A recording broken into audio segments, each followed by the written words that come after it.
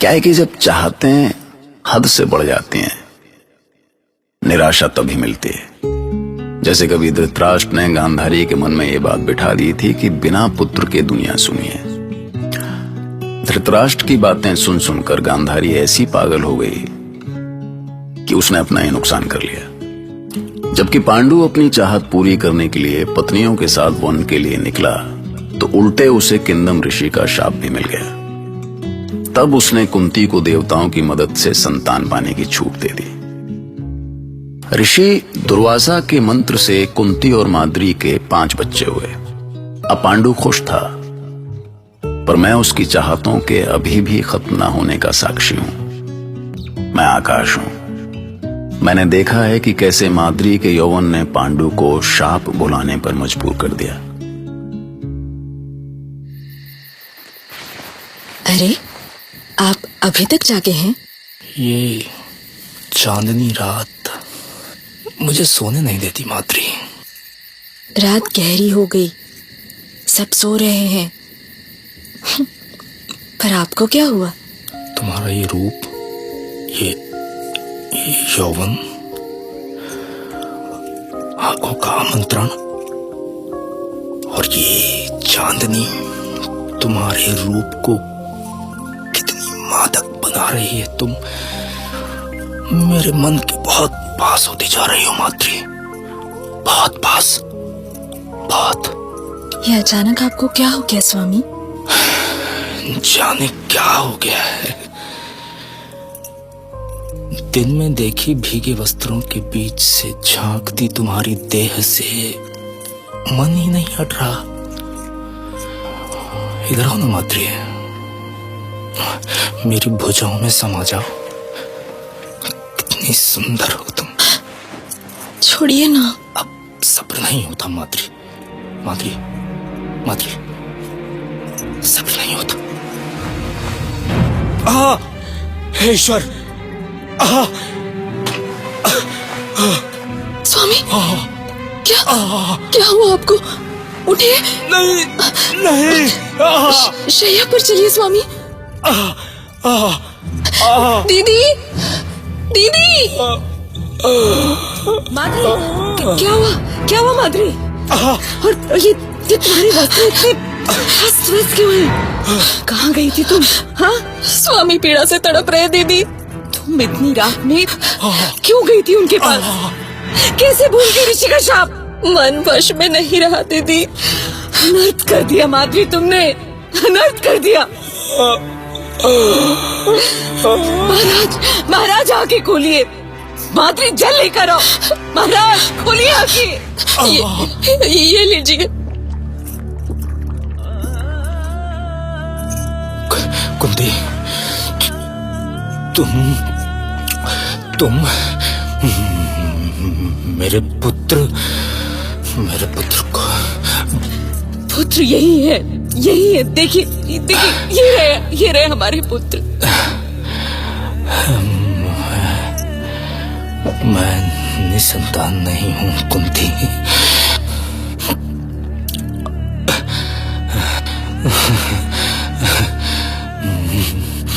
मैं निसंतान नहीं।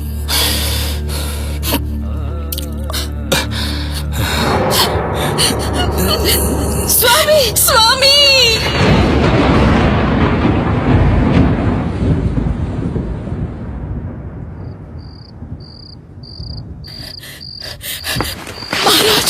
महाराज! स्वामी! महाराज! क्या हुआ गांधारी? क्या हुआ तुम्हें? बहुत बुरा स्वप्न देखा है महाराज। हाँ? लगा जैसे मेरे पुत्र अनाथ हो गए। नहीं, ऐसा नहीं होगा गांधारी। ईश्वर बहुत दयालु है। आओ तुम मेरे पास बैठो। यहाँ बैठो। मुझे डर लग रहा है स्वामी। आप ठीक तो है ना? अरे कुछ नहीं, मैं ठीक हूँ, बिल्कुल ठीक हूँ मैं।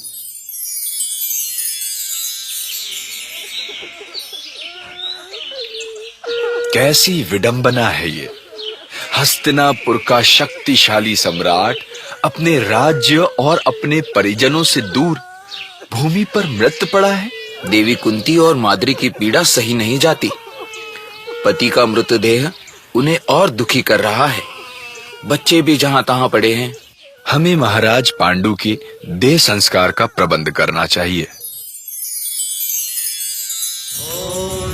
शांतिरंतरिक्षं शांति पृथिवी शांति। माद्री, रुको रुको माद्री, माद्री नहीं, मुझे मत रोकिए दीदी, तुम ऐसा नहीं कर सकती। माद्री ठहरो, माद्री रुक जाओ। नहीं दीदी, मैं स्वामी के साथ चिता में जलकर अपनी भूल का प्रायश्चित करूंगी।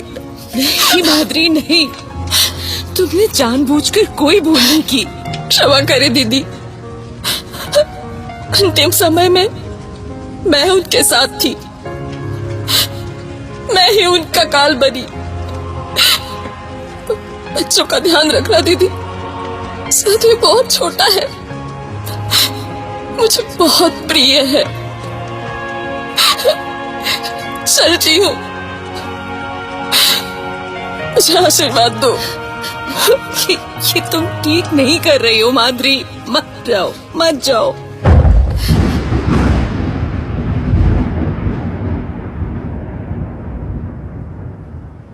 शतशृंग से कुछ ऋषि आए हैं तात। अवश्य पांडु के आगमन की सूचना लाए होंगे। उन्हें ससम्मान अंदर ले आओ विदुर। जय शिव शंभो। क्या हुआ?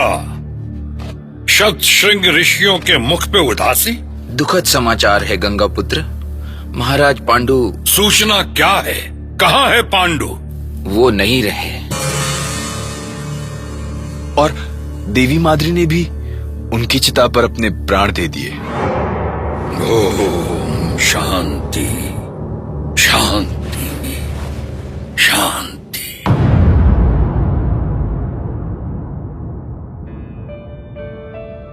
वो स्वप्न सच था महाराज, इस राज परिवार पर दुखों का पहाड़ टूट पड़ा। जीवन नश्वर है गांधारी, मृत्यु पर किसी का वश नहीं है। पर मन कहाँ समझता है, राजमाताएं तो जैसे पागल सी हो गई हैं। तुम सच कह रही हो, मैं भी उन्हें समझा नहीं पाया गांधारी। उन्होंने राज सुखों के त्याग का निर्णय लिया है। और बेचारी कुंती कैसे जिएगी? विपत्ति का ऐसा पहाड़ और 5-5 बालकों का बोझ। तात भीष्म और विदुर अब तक उन्हें लेकर हस्तिनापुर के लिए निकल चुके होंगे। यहाँ राजभवन में रहेंगी तो कोई कष्ट नहीं होगा उन्हें। नहीं जीजा श्री नहीं, नीच ग्रह कुंडली मारकर बैठ जाएं तो क्या वन और क्या राजभवन। दुख की इस घड़ी में ऐसी बातें मत करो शकुनी। है तो स्वयं चाहता था महाराज कि महाराज इस सब पर मट्टी डाल दें, पर क्या करूं, ये लंगड़ा जीवन की गति तो नहीं बदल सकता ना। देखिए ना महाराज, पांडु राज सिंहासन छोड़कर जीवन का सुख ढूंढने गए थे, किंतु जीवन ही गवा बैठे। और उधर बेचारे उनके नन्हे नन्हे बच्चे दर दर की ठोकरें खाने को विवश है। खैर मेरा क्या है, अरे मट्टी डालो।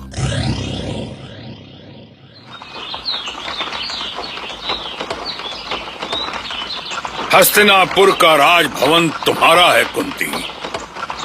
अपने पुत्रों के भविष्य के लिए हस्तिनापुर से मुख मत मोड़ो।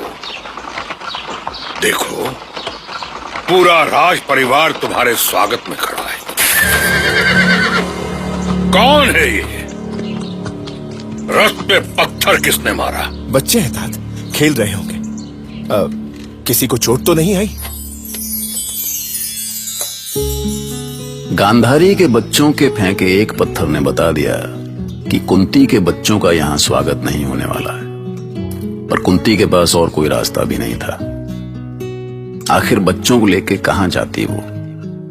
ले दे के उसके यही तो थे अपने। इन्हें प्रणाम करो बच्चों, ये तुम्हारी बड़ी माँ है। बड़ी माँ, मेरा नाम युधिष्ठिर है।